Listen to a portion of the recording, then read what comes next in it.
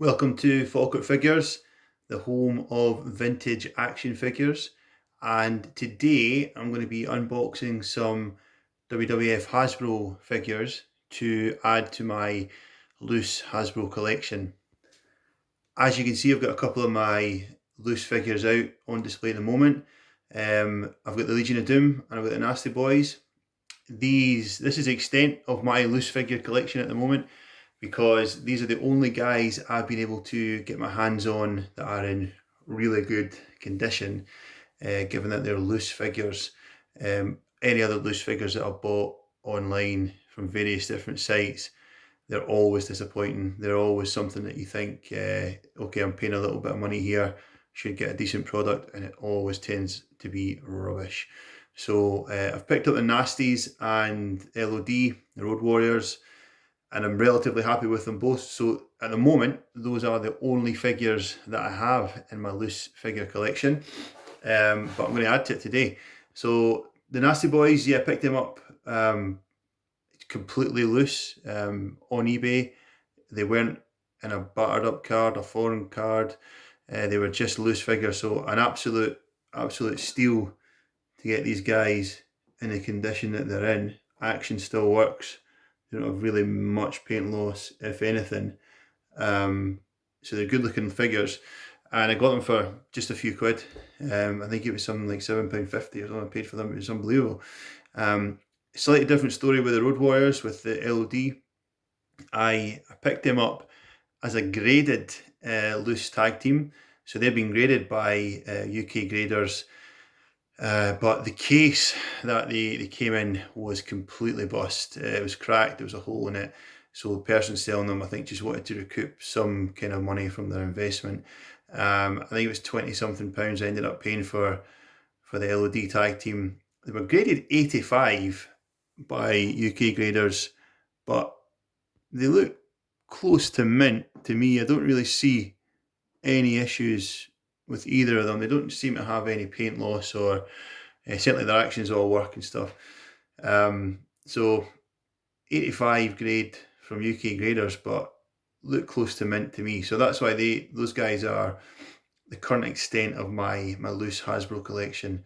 But as I said, I've had a few disappointments. I'm not really getting anywhere buying loose figures, so I have decided to change tact and look for figures that are on beat up cards, cards that have really got no value as a mint on card figure, and take them off. So some of them are English language cards that have seen much better days. Others are just foreign cards, because as we know, they are far less valuable as a mint on card figure. So I've picked up a variety today. I haven't got anybody that should cause any controversy. I'm not going to be opening any Dusty Roads or any green card figures or anything like that today, so don't worry about that if you're one of the purists that don't like to see these things taken off their cards. They're all relatively easy to come by on the online marketplace. But what I'll do is I'll go through them one at a time, and hopefully as we go through the video you'll get slightly more exciting, slightly more rare figures. But yeah, so to get started, as I say, I've been looking for sort of cheap figures on any type of condition card. So the first one I've got here is one that's relatively easy to pick up just about anywhere. It's Greg the Hammer Valentine. So much so actually that I've actually picked up two of them. I was bidding on one and I put a best offer on from one, and I got them both. So I got this one, which is English language card in a bit of a bad state, and I also picked up this one, which is a French language card, which is a lot better nick actually, but obviously it's different language. So I'm only going to open one today and keep this one for another day. The card, the bubble, sorry, on the card is very close to coming off on the English language one, so I'm going to go for that one. So without any further ado, it's really easy. Here he is, Greg the Hammer. So he's actually looking pretty decent. Is that a little scuff on his back. Yeah, it looks quite good. I think he's probably seen better days, given that his bubbles kind of knocked him about a little bit, but he hasn't been played with. He looks pretty fresh. His joints and his move nice and tight, so he's a solid addition to the loose figure collection. Okay, so next up, as I say, we'll try and make it progressively more hard to come by, more exciting. I don't know if that's the right word for the Hasbro figure collectors, but certainly there are a few that you can get fairly easily. Greg the Hammer's one of them. You know, Tito Santana you can pick up. The Hedge Sinkers you can get fairly easily. And another couple of tag teams. You can always get the Bushwhackers, and you can always get these boys here, Sean and Marty, the Rockers. Really, really special place in my heart, these guys, because Marty Jannetty was my favourite wrestler growing up. I have no idea why. I don't know why I liked him so much. I had a bit of a thing for tag team wrestlers. I always kind of had one favourite in a tag team. Marty was my favourite when the Rockers were big. And then later on, a few years later, when the New Age Outlaws were the big thing in WWF, Road Dogg was my all-time favourite wrestler. Well, at that time at least. But yeah, so Marty's a big guy in my childhood. This figure is a big part of my childhood, so looking forward to opening him. Here we go. Marty's out first. Let's get Sean as well. Yeah, so here are the Rockers. We've got Shawn Michaels, obviously in his very, very, very early image, before he was the Heartbreak Kid or the Sexy Boy or Mr. WrestleMania. He's actually a decent figure. It looks a bit like him. I always liked that his hand was out like that. I don't know why. I don't know what's meant to signify, if he's giving a high five or something, but I always kind of liked him. Only issue really I had with the Rockers was that they're both jumpers. I know that Marty's slightly different. Stick Sean over there. Marty's slightly different because he doesn't have that really ridiculous looking deformed back that the rest of the jumper figures do. And his neck doesn't extend like the rest of the jumpers do. His legs sort of go up into his body a little bit. I believe it's because he's supposed to do a drop kick. You're meant to hold him up and kick an opponent over, as opposed to the other ones that you're meant to hold down and let them spring forward. But yeah, that was oh, there you go. His arm makes him kick. You pull him up, drop kick. But yeah, the jumpers really ruined a lot of the Hasbros for me. They weren't the most fun toys to play with, the jumpers. But these guys are cool. I always liked the Rockers. I had the Rockers. I think I had them twice or three times.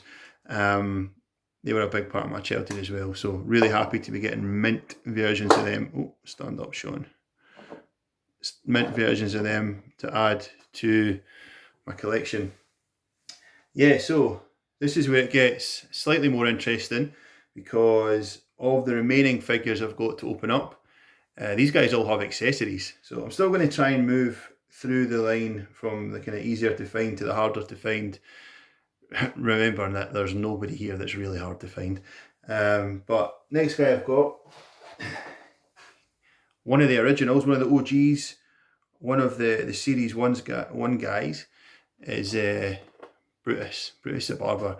Now, even though he was a Series 1, this is something that I see quite a lot online. This is actually a Series 2 re-release card. See, it's got Dusty on the back, Rowdy Roddy Piper, it's got Warrior 2, it's got Hogan 2, it's got Jim Duggan.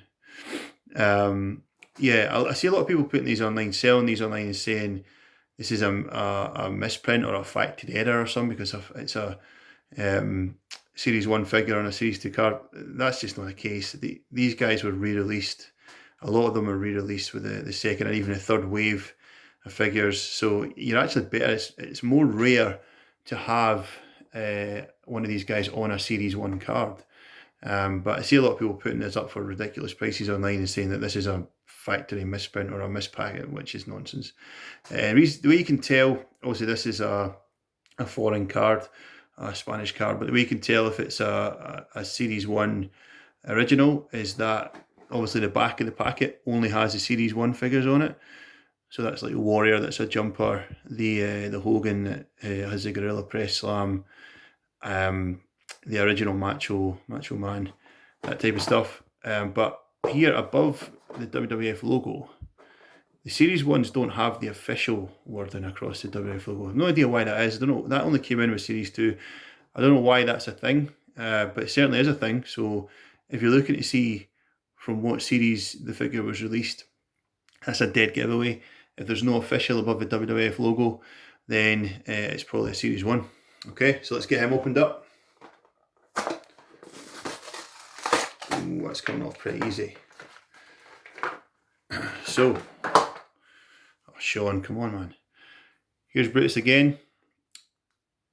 He is nice stiff joints, action, working pretty well. He looks pretty much mint. Yeah, but again, he's a jumper, just like Sean, who keeps falling over. He's a jumper with this big, silly, deformal thing on his back. But he comes with his cutting and strutting barber shears. So you stick them in his hand. So this is obviously the first release of Brutus Barber Beefcake. There are 2 releases. The other one is much more rare, much harder to get hold of. And he comes with the black shears. Obviously Series 1 Brutus, or the first version of Brutus, comes with red handle shears.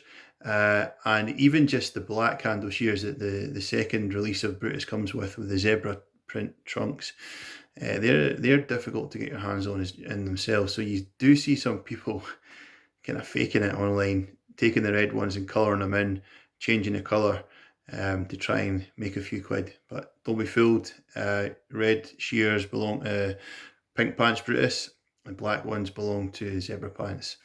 So yeah, so next up, another one, just like Brutus, of the Series 1 OGs, but also just like Brutus, he's on the sort of re-release card. This is a Big Boss Man, the first incarnation of Big Boss Man. This is affectionately known in the Hasbro collecting community as the fat version of Big Boss Man, which is actually true. The other one is a lot slimmer, the one with the clothesline that came out a few series later.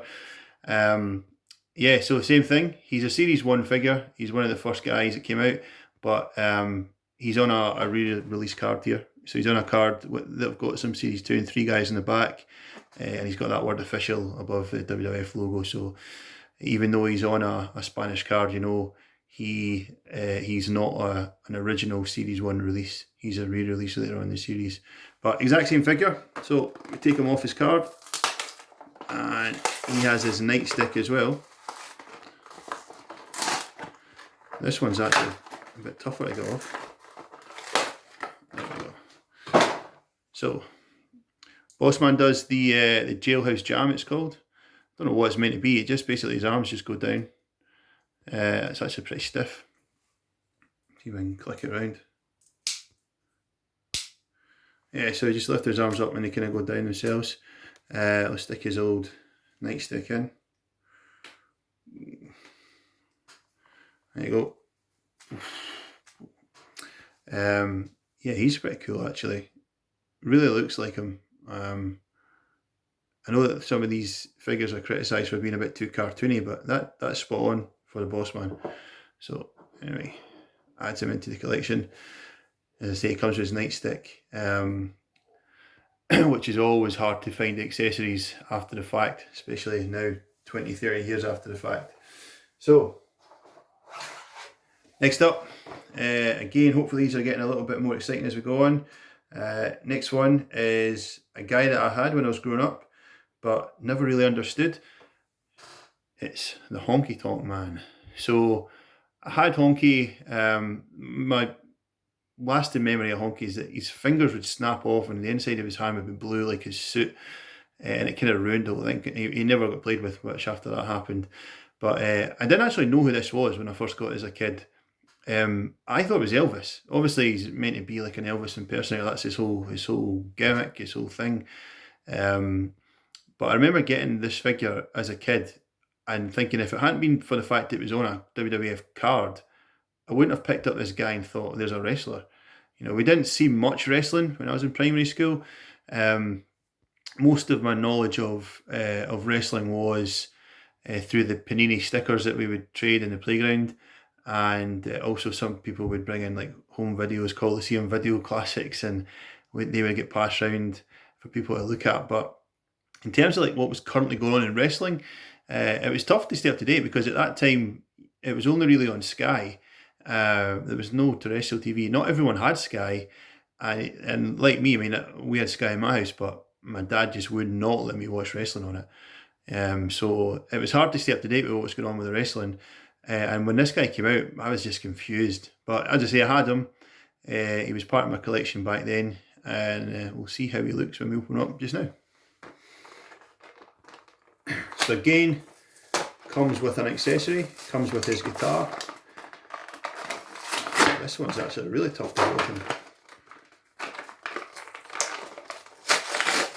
There we go. So, Honky, similar move to Bossman, completely different stance to Bossman, but similar move, and that he just smashes his hands down like that.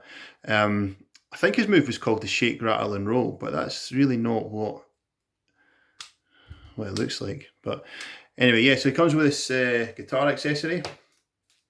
Stick it in his hand.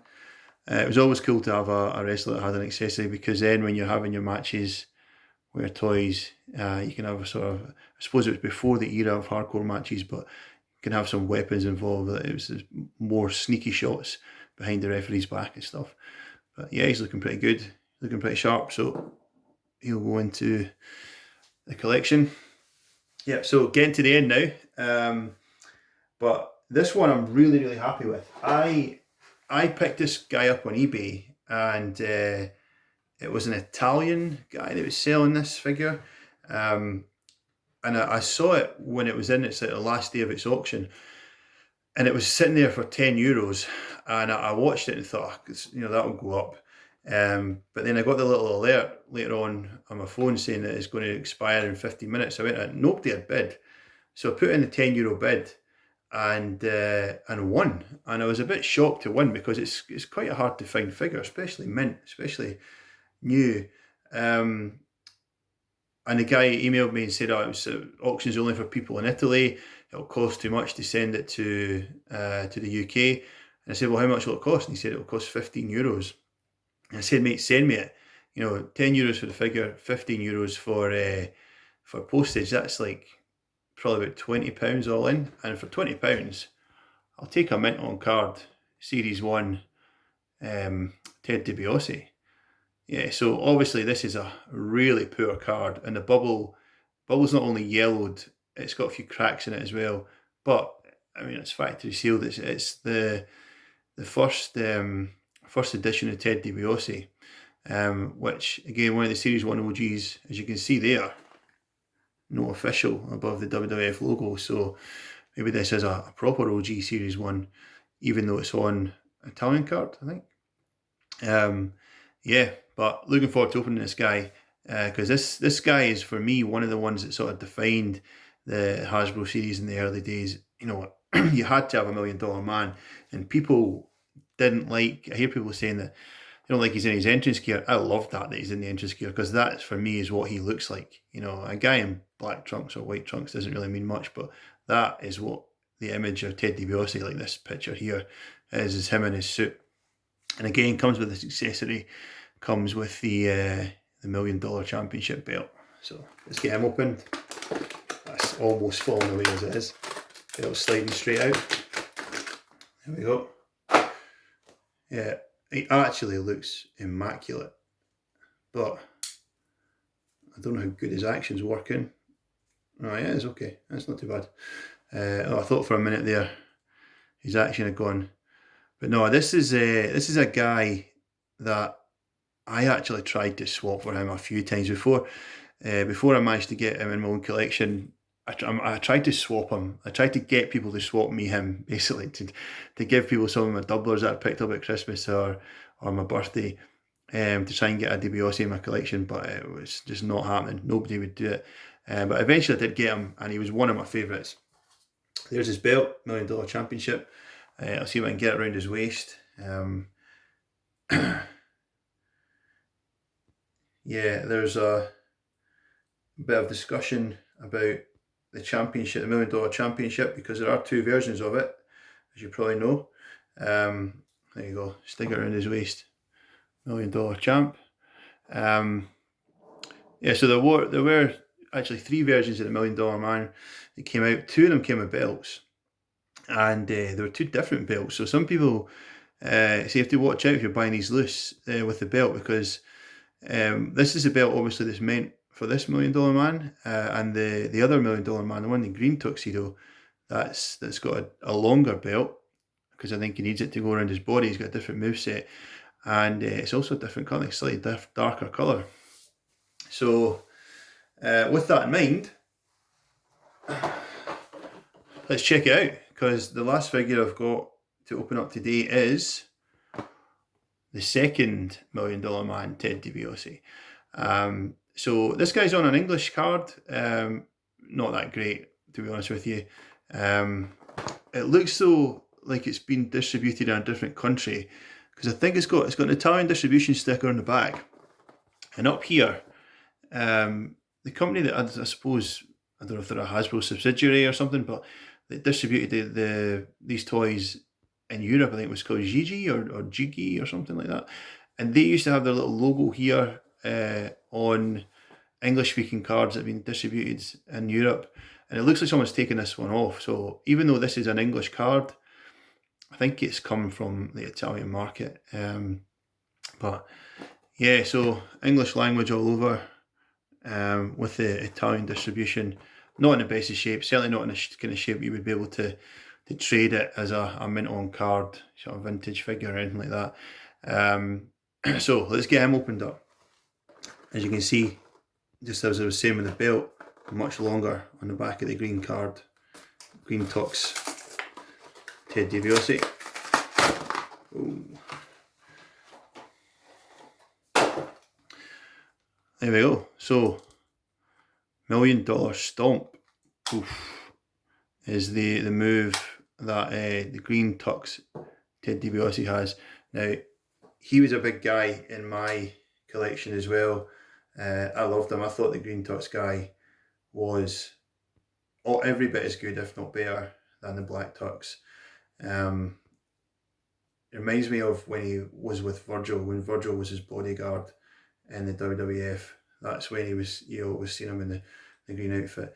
Yeah, as I say, he's got a longer belt, because he's got a bigger body, because his legs go up in his body for his move. So his belt has to be longer to fit around his bigger torso.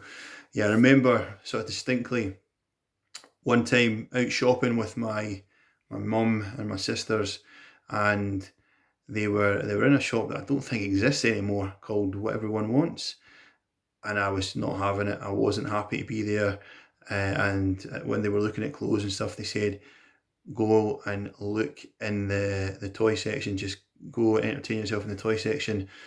And I found some Hasbros. There was a lot of guys there that I had, a lot of guys there that, I had multiples of, because back in the day you would get Christmas and birthday presents and you would get the same figure twice or three times. But I didn't have a green Ted DiBiase, and I managed to find one in that toy department. I went running back to my mum and said, I need this guy. And she kind of said, well, if you stop acting up, we'll buy him for you. And that is the quietest I've ever been on any shopping trip after that, once I had my green tux Ted DiBiase to take home and add to my collection. Yeah, so that's it. Nice to see my collection growing ever so slightly. Hope we'll get some more involved. Just to explain what I do, I'm a collector first and foremost, but I collect things that are in good condition, that sort of remind me of back in the day. I'm not one of these guys that collects mad rare things. If I do acquire something, because I do buy a lot of sort of lots and bulk things, if I do acquire something that I think might be pretty valuable, it's rare that I keep a hold of it, because I do have children and it's hard to keep things in really good condition. So if I've got something really nice, mint on card, that might be worth a few quid, I tend to get it graded by UK graders, send it off to grading, and then stick it on eBay. And that's where you can find the Falkirk Figures eBay shop. There will be a few figures coming up on that soon, actually. Some WWF Hasbros, some WCW Gloobs, and some Ninja Turtles that I picked up recently, and sort of took the ones I wanted from my collection and added a few that I thought were just too nice to kind of sit gathering dust, sending them off to the graders to find them a better home. Okay, so stay tuned, subscribe to my channel, and we will do some future unboxing of not just Hasbro's, but other WWF figures, WCW figures, possibly ECW figures as well, as I have a few of those that have been asking to get burst open recently. And also some other figures as well. As I say, I like Turtles, many a few other things. But as long as it's vintage, as long as it's retro, and as long as it's figures, it's got a chance of appearing on this channel. Okay, stay safe, speak soon.